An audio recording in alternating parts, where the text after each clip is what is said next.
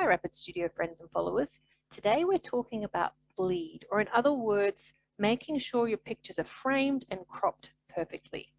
Bleed is when I need a little bit of my picture to spill over to make way for the printing process, the guillotine to cut my picture.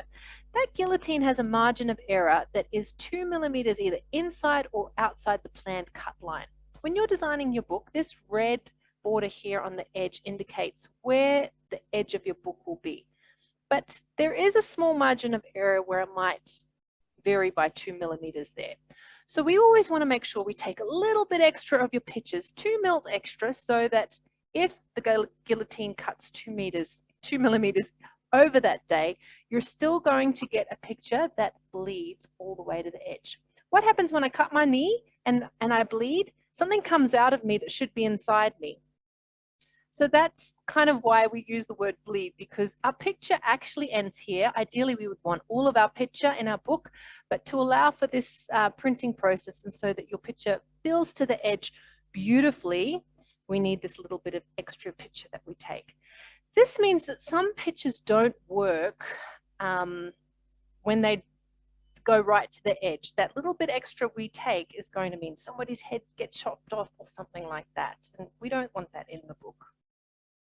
In our pre-designed layouts, we offer you two different types of book layouts, and you can use them interchangeably as I do in this page. This page uses bleed. The picture comes right to the edge and over the cut line so that when you get your book, the whole image is going to fill the book. This one has been designed to have a beautiful white border around the edge that gives these really crisp, beautiful finishes to your pictures, and we've designed it professionally so that the distance between everything is symmetrical and perfectly designed, and we give you options. So for example, here's the 4-photo layout with the white border, but you've also got the option of that same layout bleeding to the edge. You can choose whichever suits you best. If you are going to move around from our pre-designed templates, to overcome this bleed problem, what the program forces you to do is it won't allow you to put your picture exactly on that cut line. Because if we do, and the guillotine's 2 millimeters out that day, you'll be thinking you're getting a picture that bleeds all the way to the edge, but you might end up with a 2 millimeter white border, and that wouldn't look nice. So you can see here in the way it forces you, you can see you're going to get the white border, or you can pull it all the way to the edge, and then that's going to bleed and you're not going to get the white border.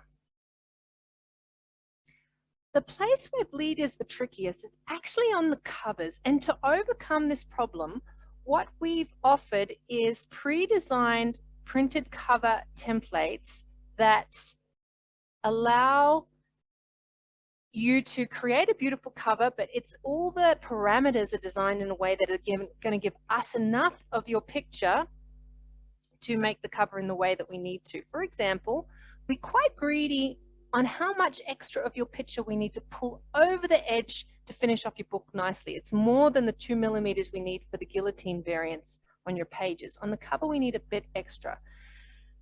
And we really highly recommend you use our pre-designed layout options. They, in this bar here, when you're clicked on the front cover, go to options, and there's 3 options. I'm on my full bleed cover here at the moment.